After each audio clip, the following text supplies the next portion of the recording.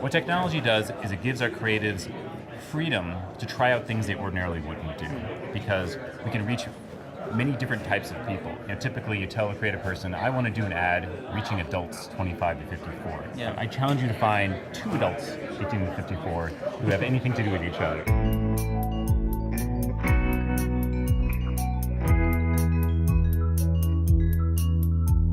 So suddenly when we have all these micro pockets of people we know we can reach and talk to relevantly, now that gets the juices flowing. I can do interesting things for every single one of those people and then adjust the levers accordingly based on the performance. Are you expecting to see anything unique coming out of, I mean, we're at Vegas, we're here for CES.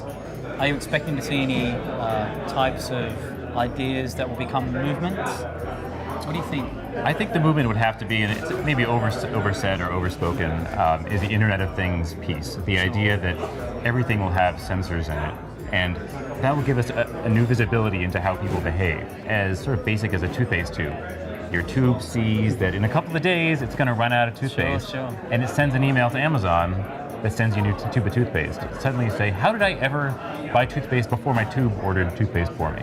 Last year we saw a sensor in a spoon. Yeah. This year we're seeing it in a toothbrush, right? We're seeing it in teddy bears, places where the technology is invisible and we won't know how to live without it.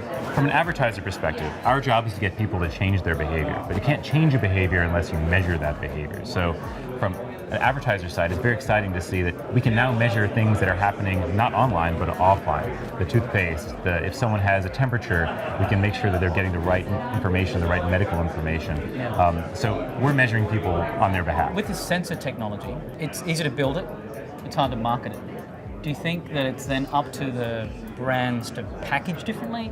All of these technologies you talk about have no screens, and they're measured differently. Right. So do you think it's going to be a different type of rule that needs to be embedded? You're absolutely right. There's no screen, right? There's just awareness, and digital awareness.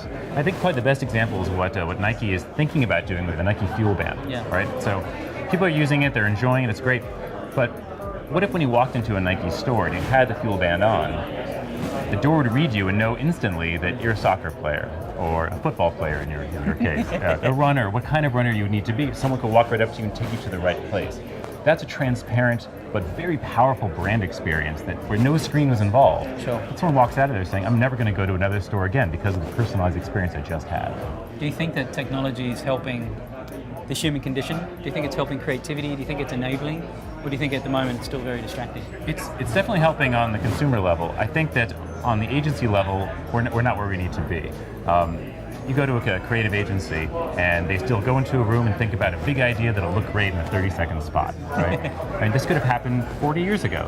Where's the technology? And I think it's because they're just not comfortable with that piece yet. To have a great idea, you need an awesome insight. To get an awesome insight, you need great information. Great information equals data. Creative people, data, they don't get along yet. So when they get more comfortable, I'm expecting some big breakthroughs there.